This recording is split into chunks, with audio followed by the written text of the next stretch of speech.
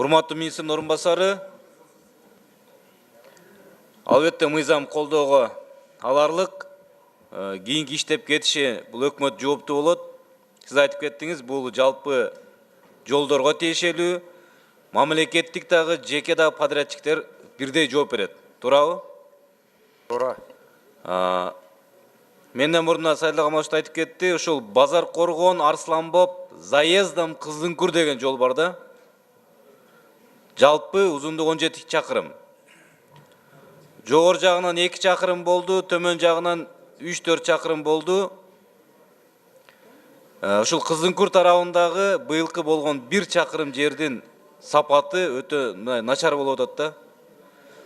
Себеби битум басылып жатканда канча градус менен барыш керек баса турган жерге? Ысыктыгы. Асфальт барганда 120 градус менен барыш керек.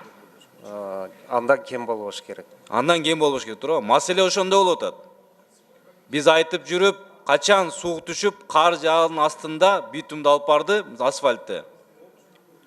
30-40 чакырымга барганга чейин ал асфальт муздап калат.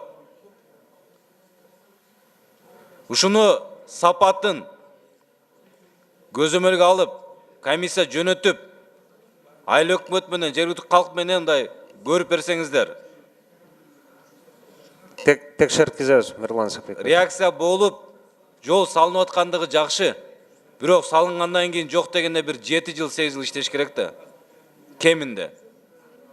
Ошону сизден сураныч, ошону бери контролго алып, кат жүзүндө жооп берип койсоңуз. Макул, жарат, жазып алдык.